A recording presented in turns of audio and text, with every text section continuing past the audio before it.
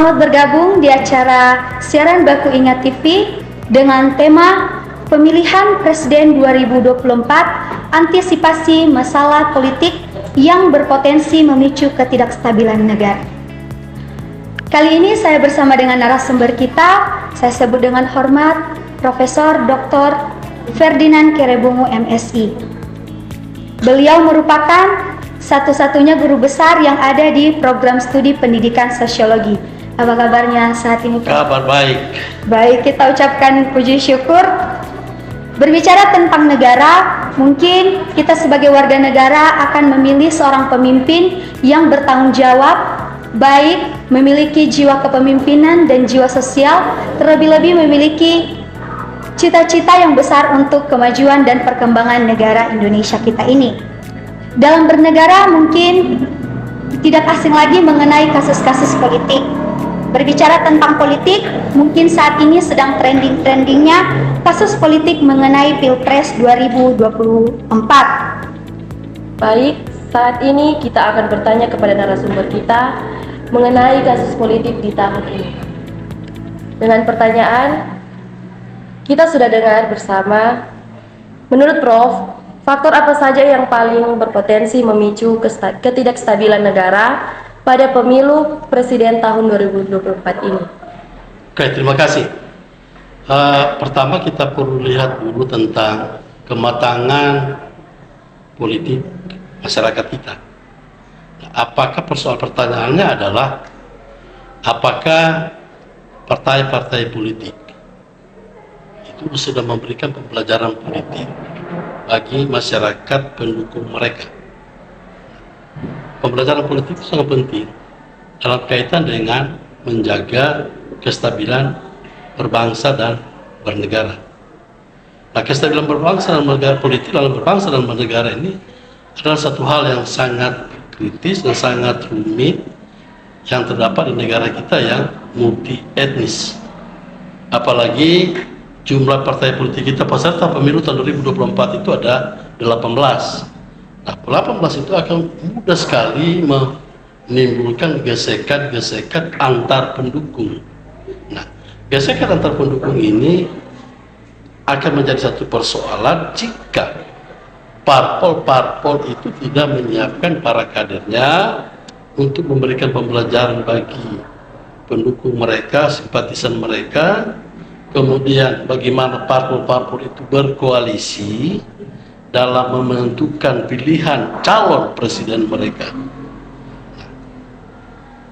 Di sini akan terjadi bergaining, tawar-menawar antara partai A, partai B, partai C, dan seterusnya terhadap calon A, calon B, calon C.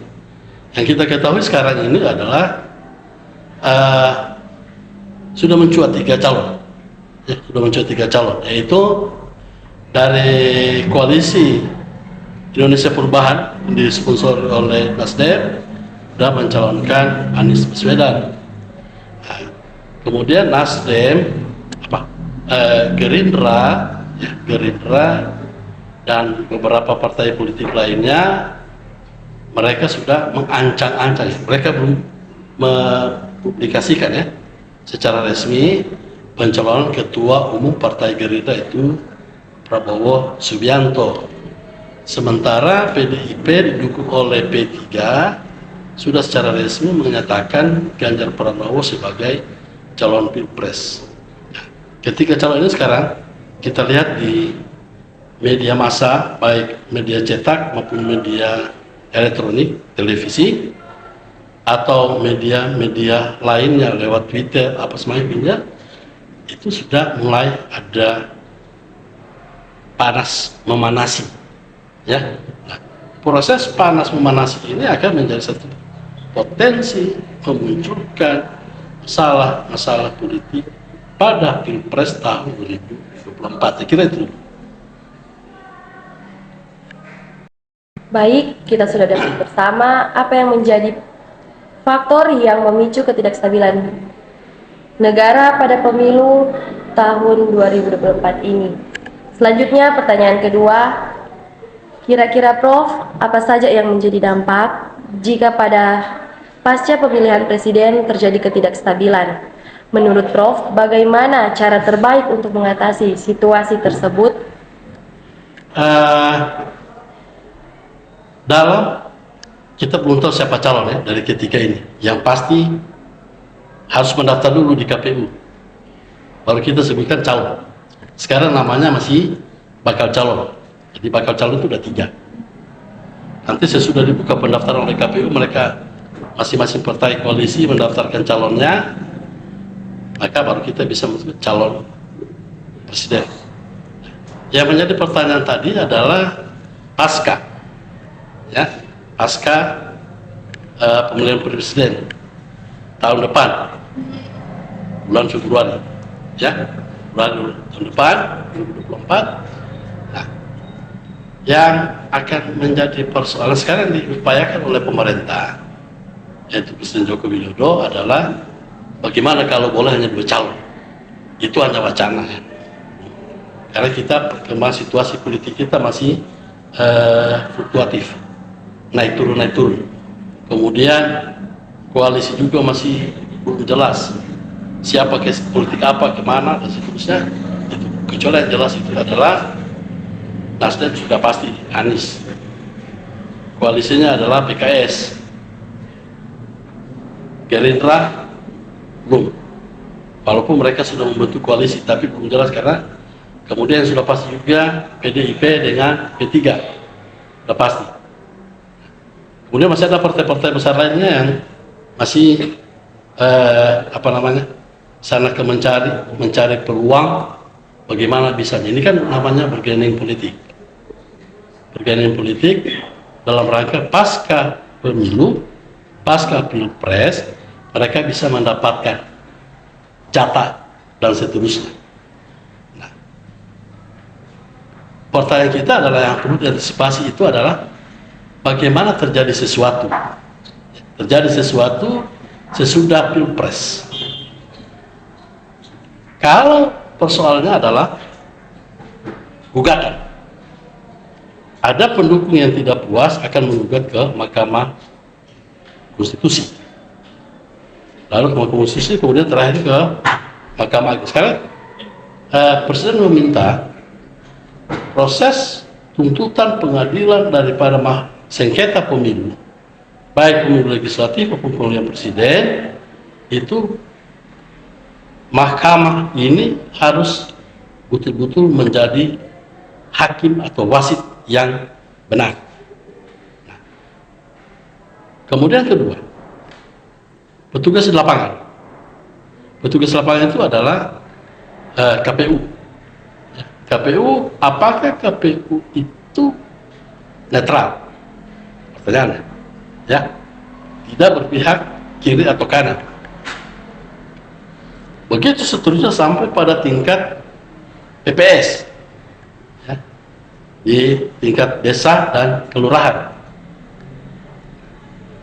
Apakah mereka dalam melakukan penyelenggaraan pemilu ini betul-betul sesuai dengan undang-undang? Nah, kalau tidak sesuai dengan undang-undang, itu akan menimbulkan potensi, ya, akan menimbulkan potensi terjadinya konflik, baik konflik horizontal antara pendukung maupun konflik vertikal dengan pemerintah. Ya. Kemudian ketiga, ada wasit, Bawaslu. Apakah Bawaslu ini betul-betul menjadi wasit yang benar? Kalau ada blekek, ditiup, kasih kartu kuning atau kartu merah. Kalau ini berjalan dengan baik, itu tidak akan terjadi. Karena tugas Bawaslu, tugas KPU, ya, kalau dijalankan dengan baik, maka ini tidak terjadi apa-apa. Akan memberi apa namanya? Mau dikatakan kepuasan sudah juga. Karena tidak mungkin kita memberi puas kepada sekian juta orang. Tetapi penerimaan, apakah mereka menerima hasil itu dengan hati terbuka? Kalau mereka tidak menerima, lakukanlah sesuai dengan prosedur hukum. Sengketa pemilu dilakukan dengan prosedur hukum, baik sengketa pemilihan legislatif maupun sengketa pemilihan presiden, dilakukan sesuai dengan prosedur hukum. Kalau ini dilakukan sesuai dengan prosedur hukum, kemudian pengadilan memutuskan secara benar, saya kira itu tidak akan mungkin terjadi. Ini antisipasinya. Jadi semua penyelenggara pemilu sampai pada hakimnya, wasitnya itu harus betul-betul netral. Yang kemudian yang kita antisipasi sekarang itu adalah antar pendukung kontestan, terutama pemilihan presiden. Masing-masing sudah punya jagoan.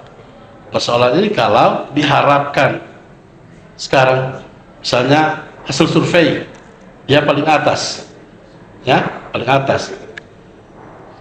Kemudian setelah dilakukan pemungutan suara ternyata dia turun. Apakah mereka menerima fakta ini? Kalau tidak menerima fakta ini, kita lakukan sesuai dengan prosedur. Tetapi kalau tidak, akan terjadi konflik. Ya, akan terjadi konflik horizontal. Nah, kalau terjadi konflik horizontal ini akan susah. Akan menyebabkan masyarakat kita jadi chaos.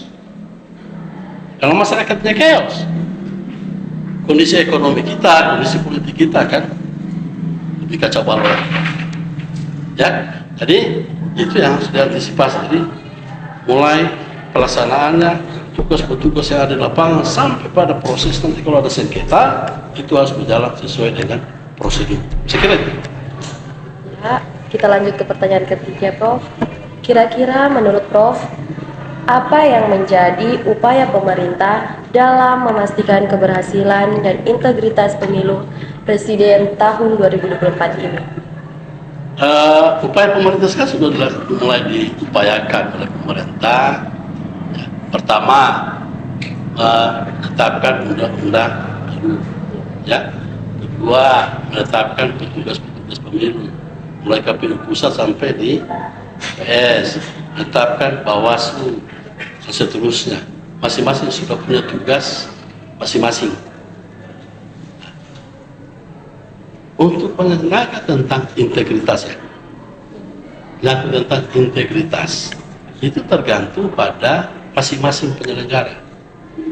Kemudian masing-masing calon, bagaimana mereka bisa mendinginkan pendukungnya. Kalau calon-calon langsung bukan dengan pendukungnya, saya kira itu bisa. Integritas bangsa ini, calon ini, depannya sangat baik. Saya ambil contoh begini, pilkada di Sangihe. Berapa periode yang lalu, 2 periode yang lalu, ya, itu terjadi di situ petahana kalah, ya, almarhum Salindeho kalah. Kemudian pendukungnya mencoba mengajukan gugatan, tapi beliau menarik, meminta pendukung untuk menarik supaya itu tidak dilanjutkan, kita dukung saja yang menang. Maka waktu itu tidak terjadi persoalan di sana, aman. Maka berjalan sesuai dengan tahapan-tahapan lakukan. Kalau yang dilakukan oleh setiap calon bisa mendinginkan kepala para pendukungnya, memberi pembelajaran bagi mereka, saya kira itu tidak akan mungkin terjadi sesuatu. Ya, maka integritas bangsa, integrasi bangsa itu tetap akan berjalan dan kita mampu mempertahankan NKRI ini. Baik, kita sudah mendengar bersama jawaban yang sangat memuaskan dan membangun dari narasumber kita saat ini. Mari kita berikan tepuk tangan yang meriah. Baik, Prof. Sekarang mari kita dengarkan apa yang menjadi kesan dan pesan dari Prof sendiri terkait bagi warga negara Indonesia terkait Pilpres 2024 ini. Saya melihat ini Pilpres yang ke-5 yang dilakukan secara langsung ya, saya kira pembelajaran masyarakat sudah semakin dewasa, ya. Mereka tidak terpancing lagi dengan provokasi-provokasi, walaupun masih ada, ya, walaupun masih ada terprovokasi, tetapi saya boleh mengatakan sudah 50% masyarakat menyadari apa artinya, ya. Jadi kesan saya pemilu ini kalau kita jaga baik-baik, itu akan terus mendewasakan masyarakat kita untuk menuju satu Indonesia maju, ya. Apalagi kita akan menghadapi tahun emas Indonesia. Ini jadi kita, oleh sebab itu mari kita menjaga bersama pemilu ini, terutama pemilihan presiden yang akan menentukan masa depan bangsa kita bersama dengan Dewan, bersama-sama mengusung kebijakan nasional, sehingga bangsa kita ini terus berjalan, sehingga tidak ada lagi gesekan-gesekan yang muncul di dalam masyarakat. Kita belajar dari negara luar yang sudah semakin dewasa di dalam berdemokrasi, ya. Kira itu sayang saya agar supaya terutama kita mahasiswa, ya, mahasiswa harus betul-betul menjadi agen pembaharu, ya. Mahasiswa itu menjadi agen pembaharu untuk menjaga kestabilan nasional, terutama menjaga tentang integritas bangsa ini. Itulah yang menjadi pesan dan kesan narasumber kita saat ini. Semoga kita dapat menjadi warga negara yang menjunjung tinggi persatuan dan kesatuan negara tercinta kita ini. Sekian berita hari ini. Saya Noniati Halawat. Saya Majesty Tamara. Mohon undur diri. Sampai jumpa. Selamat siang dan selamat beraktivitas. Terima kasih.